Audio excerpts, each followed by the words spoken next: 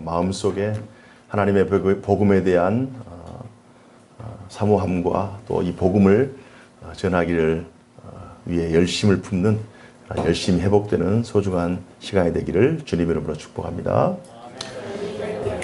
여러분에게도 함께하기를 축복합니다. 우리는 성경을 읽을 때 우리가 가지고 있는 관점이 굉장히 중요합니다. 어떤 관점으로 하나님의 말씀을 읽을 것인가? 그건 구속사의 관점으로 성경을 읽어야 됩니다. 구속사의 관점이란 무엇인가? 성경이 기록된 이 성경의 그 내용들, 그리고 그 시대, 그리고 등장인물, 또 그들을 통해서 하나님께서 역사하셨던 그 사건들, 그 사건들을 읽는 그런 관점이 분명히 있어야 되고요. 그러나 그 관점이 그때 그 사건으로 끝나는 것이 아니라 예수 그리스도의 복음으로 그 사건이 연결이 됩니다. 그래서 예수 그리스도의 관점으로 그 사건을 바라보게 되고, 또 그 사건이 예수 그리스도의 관점으로 끝나는 것이 아니라 오늘날 나의 관점으로 또 이어집니다. 그래서 본문의 관점과 예수 그리스도를 통한 관점과 또 오늘날 우리에게 적용되는 그러한 관점, 이 세 가지 관점이 하나로 어우러질 때 성경 본문을 제대로 해석할 수가 있습니다. 그래서 오늘 이런 관점으로 오늘 사도행전 26장을 바라보게 되면, 사도행전 26장 말씀은 오늘 우리 21세기를 살아가는 우리와 2000년의 간격이 있습니다. 그리고 우리는 대한민국에 있지만 그들은 팔레스타인이라고 하는 그런 중동 지역에서 살았던 사람들입니다. 시간도 다르고 공간도 다르고 하나님의 역사의 양상도 달라요. 그러나 구속 역사의 관점으로 성경을 보고 또 예수 그리스도의 복음을 보고 우리 자신을 바라보게 되면 동떨어진 2000년의 공간, 또 장소, 사람, 사건, 이런 다른 것들이 영혼의 관점에서 혹은 구속 역사의 관점에서 하나로 좁혀집니다. 그러니까 우리 인간이 생각할 때 2000년의 시간이 엄청나게 긴 것 같고 또 공간도 엄청 넓은 것 같고 이렇게 다를 것 같지만, 하나님의 관점에서는 2000년의 시간은 영혼에서 영혼에 비하면 아무것도 아니에요. 온 우주와 만물이라고 하는 이 전 우주의 이 공간에 비하면 우리 대한민국과 팔레스타인은 정말 아무것도 아니에요. 그냥 그곳이 그곳이고 그때가 그때인 거예요. 그래서 오늘 2000년이라고 하는 시간이 지난 간격이 있지만 우리가 그런 구속 역사의 관점, 하나님의 관점으로 오늘 성경에 보면, 오늘 성경에서 활동하고 성경을 통해서 하나님께서 역사하시고자 하시는 이 말씀들, 또 바울의 그 전도에 대한 열심, 이것이 2000년 전에 그 시간의 그 역사가 아니라 바로 어제의 역사고 오늘의 역사고, 그것이 바울의 일이고 내 일이 되고 그것이 우리 일이 되고 우리 자녀의 일이 되는 거예요. 그래서 그런 관점에서 오늘 본문이 나하고는 별개다. 나하고는 너무 먼 얘기다. 나하고는 너무 오래된 얘기다. 이런 생각을 접고, 이 얘기는 바로 나의 얘기다. 이 얘기는 나와 연결된 얘기다. 이 얘기는 나를 통해서 하나님께서 주신 얘기다. 이런 마음의 생각으로 오늘 본문에 임하기를 주님 이름으로 축복합니다. 아멘. 오늘 본문을 자세히 보니 오늘 본문에 하나님께서 이제 바울을 통해서 역사하시는데요.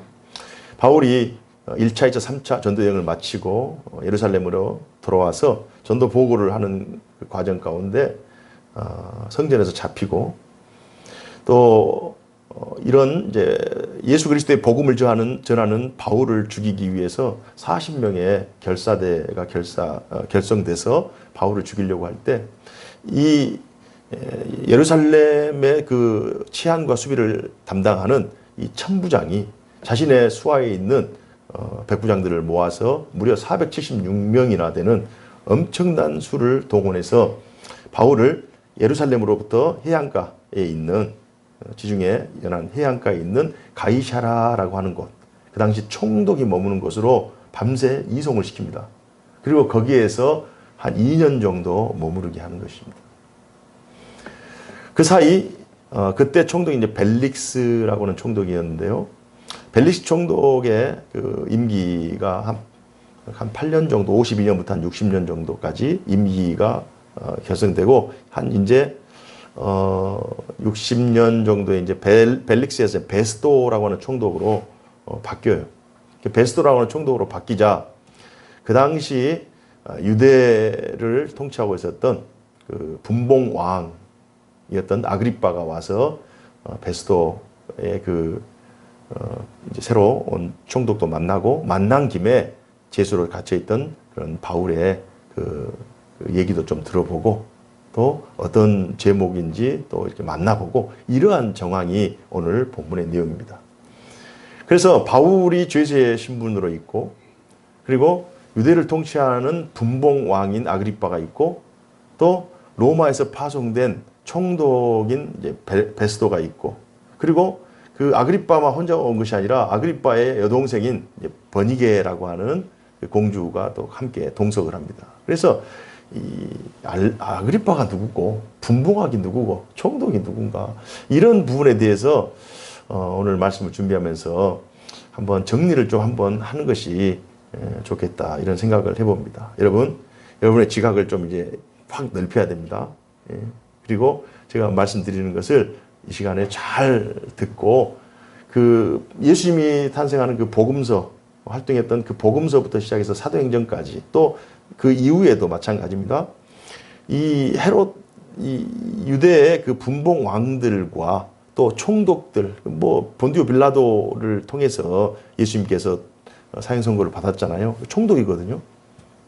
또 야고보 사도를 죽이거나 혹은 또 스데반을 죽이려고 했던 그런 많은 사람들 그런 사람들이 다 그 분봉왕의 그 위치에 있었던 사람들이에요. 그래서 분봉왕 어떤 사람들이고 총독이 어떤 역할을 했었고 이런 부분에 대해서 함께 점검했으면 좋겠습니다.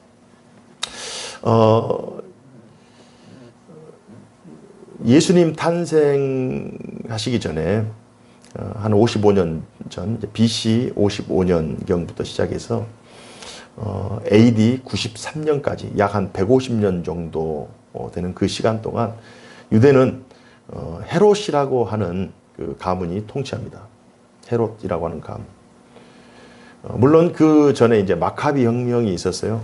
마카비 혁명. 그러니까 그 중동에 있는 그 정세가 세계 정세가 굉장히 복잡해져서 이제 헬라 제국이 멸망을 하고 이제 로마 제국이 이제 막 일어서는 그때 이 세계에 막 변동이 일어나잖아요. 그래서 그 당시에는 이 중동 이 유대 땅이 헬라 제국의 통치 아래에 있었습니다.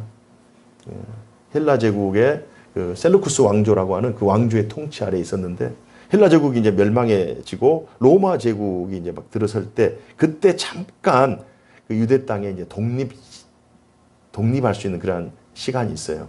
이게 이제 마카비 혁명을 통해서 나타나는 그 시간인데 그러나 로마가 이제 다시 일어나서 정복하게 되고 결국 로마의 식민지 안에 들어가게 됩니다.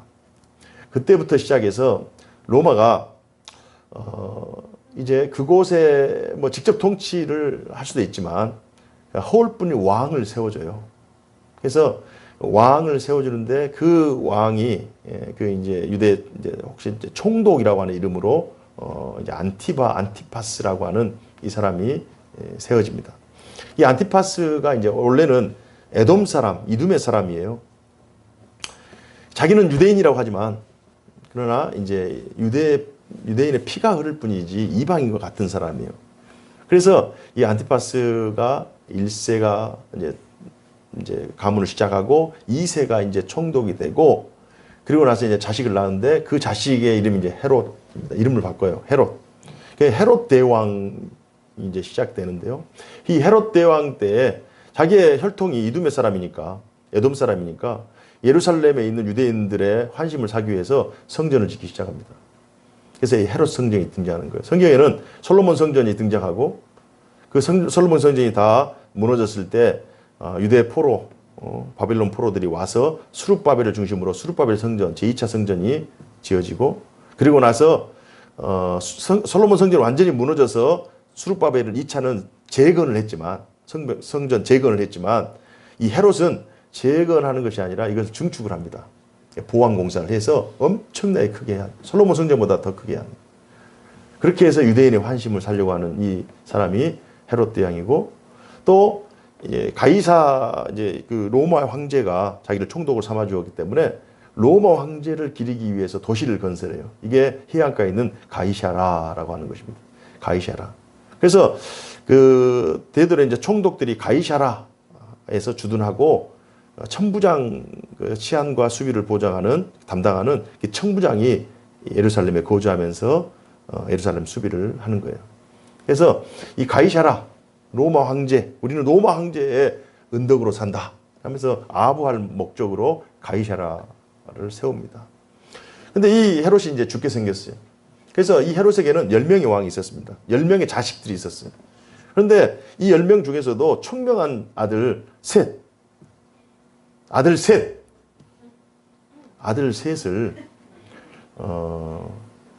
통치 그 땅을 분할해서 사마리아 위쪽으로 갈릴리 그쪽 그리고 에덴 그 요단강 동편에서 북동쪽으로 지금 이제 골란고원 쪽이죠. 그리고 이제 사마리아와 그리고 유대 그 밑에 쪽 이렇게 해서 세 개로 분할시켜요. 그렇게 이제 분할을 해서 이제 나눠주는데요. 헤롯 그 안티바스라고 하는 헤롯 그러니까 자기 할아버지가 이제 안티바스잖아요. 그 가문이잖아요. 그리고 자기 아버지가 헤롯이니까 헤롯 안티파스라고 하는 이 사람이 갈릴리 지역을 통치합니다. 그래서 예수님께서 갈릴리 나사렛에서 탄생하셨잖아요. 그래서 거기서 30년 동안 사시면서 또 3년 공생애 생활을 하는데 갈릴리 지역에서 사역을 한 70% 정도를 행하는데 그때 그 예수님의 사역을 견제하면서 방해했던 사람이 헤롯 안티바스라고 하는 헤롯 대왕의 아들입니다. 둘째 아들입니다. 그리고 이제 그 세례 요한을 이제 죽이기도 하고요. 뭐 이런 사람이 이제 헤롯 안티파스예요. 그리고 그 이제 그 반대쪽에 이제 골란고원 쪽 그쪽에 이제 다스렸던 그 왕이 바로 헤롯 이제 빌립이라고 하는 헤롯 빌립 2세라고 하는 그 사람이 다스립니다.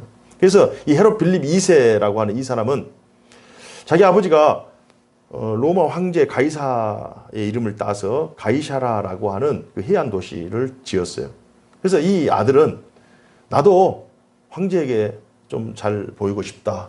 이 마음을 품고 저 동북쪽 그 위쪽에 또 하나 도시를 세웁니다. 그것이 바로 가이샤라 빌립보라고 하는 곳이에요. 가이샤라 빌립보에서 예수님께서 제자들과 함께 가이샤라 빌립보 지역에 가서 이런 대화를 하시는 거예요. 예수님께서 사람들이 나를 누구로 하느냐? 사람들이 뭐 선지자라고도 하고 사람들이 뭐 엘리야라고도 하고 이런 말씀하니까 너는 나를 누구로 하느냐? 주는 그리스도시요 살아계신 하나님의 아들이십니다. 이런 고백을 하는 거예요. 그래서 이 로마 황제를 기리기 위하고 가이샤라 이름 그리고 빌립이라고 하는 헤롯 빌립이 왕이 있으니까 가이샤라 빌립이라고 하는 이 빌립보 이 지역에서 사람들은 빌립 왕이든지 혹은 가이사 로마 황제의 은덕으로 산다 이라고 하는 이 땅에서 너희들은 나를 누구로 하느냐?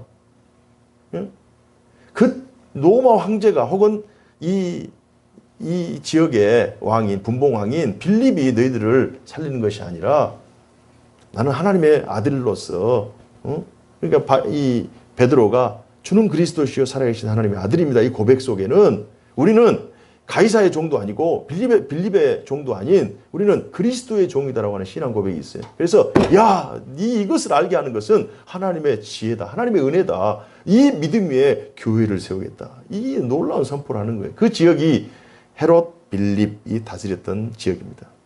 그래서 왼쪽에는 헤롯 안티파스가 다스리고 오른쪽에는 헤롯 빌립 2세가 다스리고 그 밑에 쪽 이제 사마리아나 혹은 유대 땅에는 이제 헤롯 아켈라오라고 하는 이 왕이 다스립니다. 이 헤롯 아켈라오라고 하는 이 왕은 이제 분봉왕인데요. 이 왕은 BC 4세기부터 BC 6세기까지 통치해요. 10년, 딱 10년입니다. 그러나 이 왕이 얼마나 폭정을 하는지, 어떻게 폭정을 합니까? 예수님이 탄생했다라는 소식을 듣고 이 예루살렘 밑에 있는 그 베들레헴이라고 하는 그 땅에 2세 이하의 어린 영유아를 다 죽여버려요. 유아 살해도 하고 또 자기의 이제 세금을 얻기 위해서 엄청나게 막 폭정을 하니까 유대와 사마리아에 있는 사람들이 로마 가이사 황제에게 상소를 보내요. 그래서 제발 이 사람을 좀 없애달라. 이 왕을 좀 폐위시켜달라. 그러니까 가이사 황제가 오케이 하면서 이 황제, 이 아켈라오, 헤롯 아켈라오 이 왕을 폐위를 시키고 나서 프랑스의 고울이라고 하는 곳으로 유배를 보내버려요. 그리고 그 빈자리에 총독을 보내기 시작합니다. 로마 총독이 와요. 그 전까지는 유대인이 그 땅을 다스렸어요. 헤롯 대왕이. 헤롯 대왕이 죽고 나니까 헤롯 대왕의, 유대인이죠. 헤롯 대왕의 아들 셋이 다스리다가 위 두 지방은 여전히 위에서 잘 다스리고 있어요. 그런데 아래에서 아켈라오가 폭정을 하니까 이 아켈라오를 좀 제거해달라 하니까 제거해주고 유대인을 세운 것이 아니라 로마의 총독이 와요.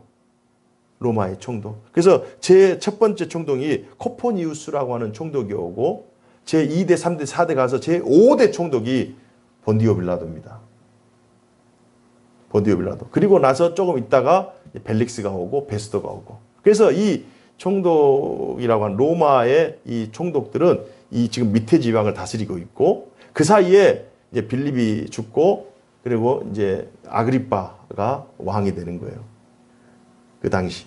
그래서 이 아그리빠가 윗지방을 다스리는 분봉왕이고 이 밑에 지방은 이제 총독이 다스리는 거예요. 그래서 이 실질적인 힘은 로마의 총독에게 있고 그냥 분봉왕은 허울 뿐이지만 그래도 어느 정도 서로 민심을 달래고 또 이 분봉왕에게 어느 정도 권한을 주어야 유대인들의 대변인 역할을 하기 때문에 정치적인 목적으로 분봉왕과 총독과 늘 연결이 되어 있는 거예요. 이런 이제 분위기입니다. 그리고 버니게라고 하는 이 여자는 지금 이 아그리빠 왕은 아그리빠 1세가 있고 아그리빠 2세가 있어요.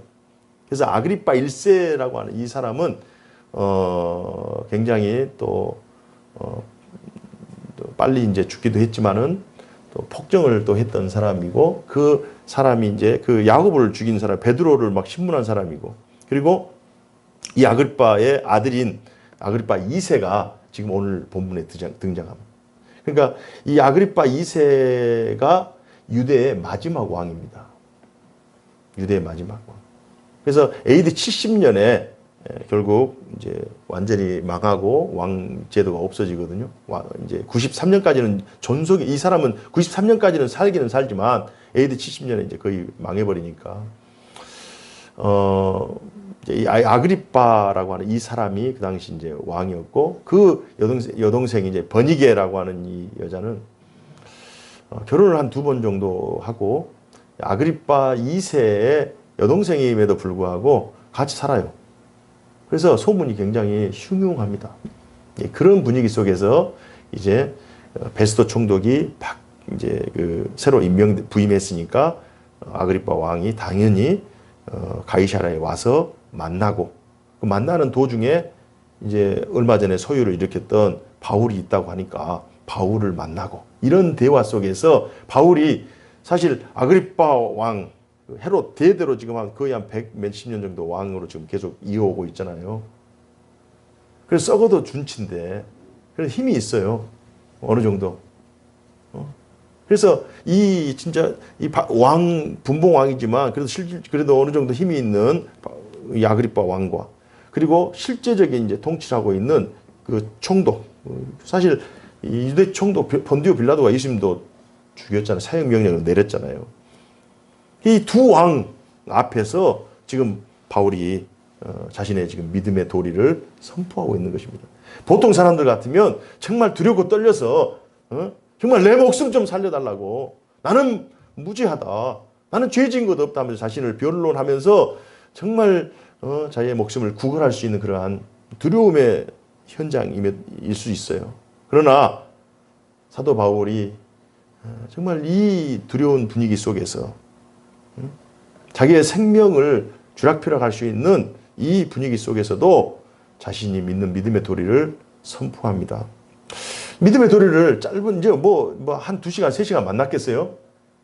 원래 주 목적은 베스도와 아그리빠가 만나서 이제 앞으로 잘 지내자 이렇게 하는데 곁다리로 지금 바울을 만난 거예요. 그러니까 그 아련한 시간이 길지 않아요. 짧아요. 그걸 우리가 어떻게 확인할 수 있냐면 우리 성경 26장 28절 한번 봅시다.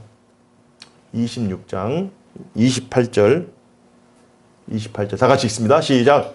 아그리빠가 바울에게 이르되 내가 적은 말로 나를 권하여 그리스도인이 되게 하려 하는도다. 네가 나를 이 적은 말로, 이 적은 말이라고 하는 이 말에는요, 공동 번역에 보니까 그러자 아그리빠 왕이 바울로에게 그대는 그렇게 쉽게 나를 설복하여 그리스도로 만들 수 있겠느냐. 그렇게 쉽게, 몇 마디 말이에요. 쉽게. 표준 서번역에는 그대가 짧은 말로 나를 설복하여 그리스도인이 되게 하려는가. 짧은 말로, 적은 말, 짧은 말로. 또 현대인의 성경에는 이 몇 마디 말로 나를 그리스도인이 되게 하느냐. 이렇게 몇 마디 말. 그러니까 적은 말, 짧은 말, 몇 마디 말. 그리고 우리말 성경에는 네가 이 짧은 시간에 나를 그리스도의 사람으로 만들 수 있다고 생각하느냐. 이 시간이 결코 긴 시간이 아니었다고. 이 짧은 시간에 이 몇 마디 말 할 수 있는 이 기회 시간에 바울이 어떤 말을 했느냐. 26절, 27절 한번 봅시다. 26절, 27절 다 같이 읽습니다. 시작. 왕께서는 이 일을 아시기로. 이 일이라고 하는 어떤 일이에요? 이 일이라고 하는 어떤 일이에요? 예수 그리스도께서 이 땅에 오셨고 예수 그리스도의 그 복음을 예수께서 복음을 선포하셨고 많은 사람들이 믿고 또 자신이 이렇게 복음을 전하고 이렇게 갇힌 이 모든 일들이에요. 그때 그 나라 왕이니까 분봉 왕이니까 모든 보고들이 다 들어간다고요. 자, 왕께서는 이 일을 아시기로. 시작. 내가 왕께 담대히 말하노니 이 일에 하나라도 아시지 못함이 없는 줄 믿나이다. 이 일은 한쪽 구석에서 행한 것이 아니니이다. 아그리빠 왕이여 선지자를 믿으시나이까? 믿으시는 줄 아나이다. 이렇게 하면서 자기의 생명을 변호하거나 혹은 자기의 생명을 살려고 하는 것이 아니라 예수의 복음을 전하고 예수의 복음에 대한 내용을 이 짧은 시간에 아그리빠 왕에게 단도직입적으로 막 전하기 시작하는 거예요. 그러면서 29절에 이 아그리빠 왕이 야 진짜 네 베스도 총독도 마찬가지고 네 많은 학문이 너를 미치겠다. 그리고 아그리빠 왕은 네가 이 짧은 말로 이 짧은 시간에 나를 설복시키려고 하느냐라고 하면서 이 바울에 대해서 굉장히 반감을 가지고 있죠. 그러나 바울은 여기에 주춤하지 않습니다. 29절 한번 읽어봅시다. 시작. 바울이 이르되 말이 적으나 많으나 당신뿐만 아니라 오늘 내 말을 듣는 모든 사람도 다 이렇게 결박된 것 외에는 나와 같이 되기를 하나님께 원하나이다 하니라. 바울의 입장에서는 말이 적으나 많으나 말에 많고 적음 이게 중요한 것이 아니에요. 자신의 신분은 죄일 수 있지만 내가 결박된 것 외에는 당신들은 나와 같이 되기를 원한다는 것은 당신들이 가지고 있는 지위와 당신들이 가지고 있는 명예와 당신들이 가지고 있는 권세는 이 세상에서 잠깐 있다가 없어질 것이다. 나는 당신들이 보이는 나는 죄수의 신분이고 나는 지금 부자인 것 같고 얽매인 것 같지만 내 안에는 자유가 있고 내 안에는 영생이 있고 내 안에는 하나님에 대한 소망이 있다. 나와 결박된 것 외에는 당신들도 내가 가는 길을 걷고 내가 사는 삶의 방식으로 하나님을 섬겨야 된다. 이렇게 담대하게 선포하는 거예요. 그래서 짧은 말, 몇 마디 말이지만 이 말 속에는 시간과 공간과 환경을 초월하는 하나님 나라 복음이 들어가 있는 거예요. 그래서 바울이 어떻게 이렇게 확신 있게 그리고 강단 있게 복음을 선포할 수 있었을까? 바울이 원래부터 그랬는가? 바울이 원래부터 이런 사람이었어요? 아니었어요. 복음에 대해서 오히려 복음을 핍박하고 예수 믿는 자들을 잡아 죽이려고 하고 유대 땅에 사는 사람뿐만 아니라 다른 외국에까지 다메섹에 가서도 믿는 사람들을 막 핍박하던 사람이에요. 사람들이 막 벌벌벌 떠는 사람이에요. 복음의 반대자였지 복음을 옹호한 사람이 아니었어요. 그러나 그가 인격적으로 예수 그리스도를 만난 다음 주님은 나의 유일한 주님이시다. 그리고 구속사에 대한 전체적인 이해를 했어요. 그리고 나서 그 관점에서 성경을 보니까 성경이 모든 것이 다 예수 그리스도에 대한 예언이요, 또 예수 그리스도에 대한 성취요, 예수 그리스도를 통한 통치의 역사라고 하는 이 사실을 바울이 깨닫게 된 거예요. 그래서 이 거대한 구속 역사에, 하나님의 그 구속 역사에 그 강줄기에 자신이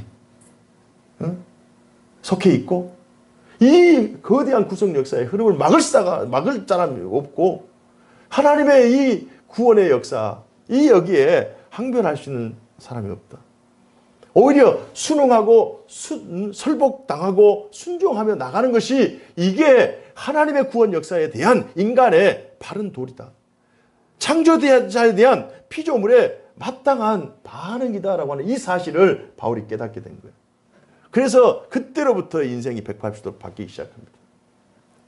그러면서 그는 자신의 이익과 자신의 인생을 추구하는 삶이 아니라 복음을 위해서 또 이 복음의 증인의 삶을 살기 위해서 자신의 인생을 100% 헌신하는 그런 삶을 살게 됩니다. 전도자에게 있어서 가장 중요한 메시지는 뭘까요? 바울은 예수 믿기 이전에는 교회를 핍박한 자였어요. 복음의 반대자였어요. 그러나 인격적으로 예수를 만나고 정말 예수만이 나의 길이요 진리요 생명이다라는 사실을 확신한 다음에 이제 메시지를 선포하기 시작합니다. 전도자에게 있어서 가장 중요한 메시지는 전도자 자신이에요. 자기가 전도지가 돼야 되는 거예요. 내가 예수를 만났는데 만난 것 같지 않게 막 얘기를 하고 내가 막 교회를 다니는데 교회 안 다닌 것처럼 막 위장하고 내가 예수만 나의 영원한 생명이고 나는 예수를 자랑하고 나는 예수를 선포하고 나는 천국에 대한 소망이 있는 자다 이렇게 믿고는 있는데 다른 사람들 앞에서는 나는 또 다른 소망을 가지고 있는 것처럼 얘기하고 나는 예수 말고도 또 다른 것으로 나는 충분히 살 수 있는 자처럼 생활하고 나는 예수만을 자랑해야 됨에도 불구하고 예수 그리스도를 따르는 참된 제자의 삶을 살아가야 됨에도 불구하고 세상의 여러 교훈과 세상의 여러 가르침을 받는 그러한 사람의 모습으로 살아가고 있는 그런 모습이라면 그 사람은 예수의 복음을 전하는 전도지가 될 수 없는 거죠. 오히려 예수의 복음을 불분명하게 만드는, 헷갈리게 만드는 그런 사람이 되겠죠. 바울은 예수 믿는 이후에 자기 스스로가 전도지가 된 거예요. 나를 통해서 내가 예수 그리스도의 편지고 내 몸에서 예수 그리스도의 향기가 나타나고 나를 통해서 예수 그리스도의 복음이 증가되는 나는 전도지이고 나의 삶의 내용 속에 예수 그리스도의 은혜와 예수 그리스도의 사랑과 예수 그리스도를 통한 구속과 하나님의 놀라우신 뜻이 나의 삶을 통해서 막 드러나는 거예요. 그래서 하나님은 볼 수 없지만 당신을 보니까 하나님이 살아계신 것 같다. 하나님을 내가 만나지를 못했지만 당신을 만나니 하나님을 만난 것 같다. 이게 바울의 삶이었어요. 우리의 친구 바울의 삶이었다고. 우리의 동지, 우리의 동역자 바울의 삶이었어요. 장소가 중요하지 않아요. 시간도 중요하지 않아요. 말을 잘하고 못하고가 중요하지 않아요.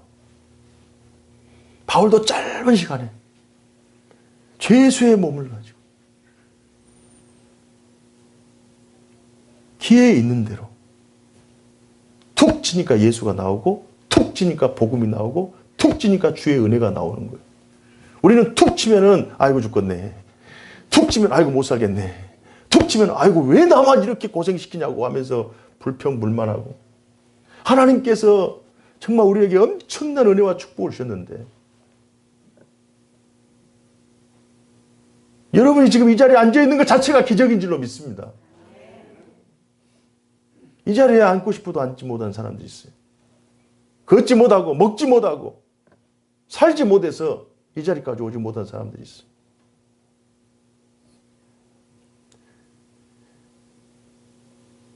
시간이 많아서? 아닙니다. 적은 시간. 나는 어떤 장소에 가서 막 준비 다 해가지고 아닙니다. 그것이 감옥이든 어디든. 내 입에 정말 나는 예수로만 살 수 있다. 나는 예수님의 은혜로 산다. 나는 예수님의 은혜로 구원받았다라고 하는 이 고백이 항상 장전되어 있어야 돼요.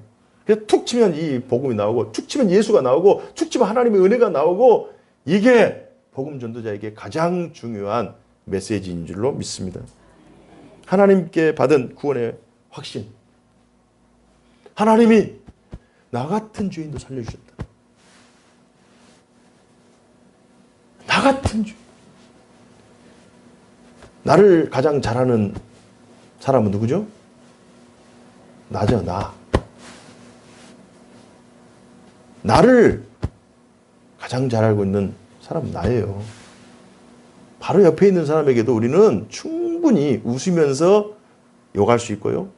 욕하면서도 이렇게 또 다른 마음 품을 수 있고, 충분히 이중적인 위선을 떨 수가 있어요. 위선. 가장을 할 수 있다고요.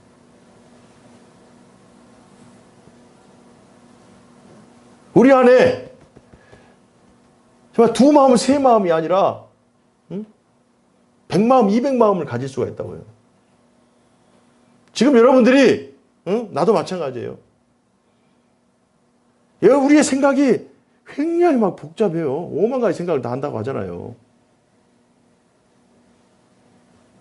정말 이 모든 것들을 다 벗어놓고 나의 중심에 과연 뭐가, 어떤 요소가 나를 컨트롤하는가? 나의 중심이 무엇인가? 그걸 제일 잘하고 있는 사람은 바로 나라고요.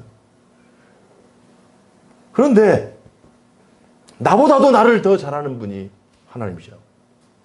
왜요? 나는 내가 뭐가 부족한지 모르고 뭐가 잘났는지도 모르고 뭐가 감사한지도 모르고 그냥 내 멋에 살아요. 내 생각대로 막 살아요. 안 그렇습니까? 내가 뭐가 필요한지, 내가 진짜 뭐가 필요한지, 내가 진짜 원하는 것이 뭔지 모르면서 막 살아가요. 시간이 막 훅훅 지나가요. 10년, 20년 지나가고 어느 정도 이제 하늘나라 갈 때 정도 되면 이제 다 아는 거예요. 뭐가 중요한지. 이영희 씨 안 그렇습니까? 맞습니다. 네, 맞습니다. 아멘. 몰라요. 뭐가 뭔지 몰라요. 뭐가 뭔지 모르면서 그냥 살아가고 그냥 애 낳고 그냥 가족을 직장 다니면서 뭐가 뭔지 모르게 막 쓰고 뭐가 뭔지 그냥 사니까 사는 거예요. 나도 어쩔 때는 내가 누군지 모르고 내가 어떤 상태인지 모르잖아요. 여러분들이 제일 잘 알 것 같아요. 모르니까 갑자기 건강히 살다 갑자기 쓰러지는 거예요. 우리가 지금 현재는 나의 시간이지만 미래는 나의 시간이 아니라고요. 하나님께서는 과거, 현재, 미래의 나에 대해서 놀라운 계획을 가지고 있고 나를 아시고 내가 알지 못하는 것까지도 다 아셔서 우리로 하여금 성령 안에서 정말 성령님께서 우리로 하여금 기도하게 하시고 신음하게 하시고 대신 간구하게 하시고 우리를 도와주시고 우리를 예비하여 주시고, 정말 하나님께서 우리가 예측하지 못한 인생의 코너를 돌 때마다 하나님께서 그곳에 은혜라고 하는 그 기둥들을 막 세우셔가지고 코너 이쪽 돌아 저쪽 돌아 하나님께서 마치 내비게이션처럼 막 이렇게 인도하신다고요. 그런데 그것을 막 어겼을 때 어떻습니까? 어겼을 때 그냥 내비게이션에도 은혜가 있어요. 어겼을 때 내비게이션 하면 다시 길이 막 수정돼가지고 다시 또 나와. 내가 좀 잘못 가면 또 수정이 가고 거기서 또 다시 출발해야 또 나와. 이야, 참 내비게이션도 은혜가 있어요. 그런 은혜가 하나님의 은혜예요. 내비게이션을 잘 모르신 분들은 이해가 안 되실 겁니다. 우리가 엉뚱한 길로 가잖아요. 그곳에서부터 다시 출발해서 목적지까지 또 인도하셔요. 야, 진짜 하나님의 은혜가 있는 거예요. 내 고집대로 내 생각대로 해도 하나님께서 은혜를 베푸셔서 우리를 지금까지 인도하셨다고요. 이런 하나님이 정말 내가 하나님의 은혜로 산다. 나의 나 된 것은 하나님의 은혜다라고 하는 확실한 믿음이 있어야 되고요. 그 은혜에 대한 감격이 있고 말씀에 대한 소망이 있어요. 그래야 하나님의 복음을, 말씀이 정말 생명이다. 하나님의 말씀이 나를 새롭게 한다. 나를 살린다. 내 영혼의 영양식이다. 영적 양식이다라고 하는.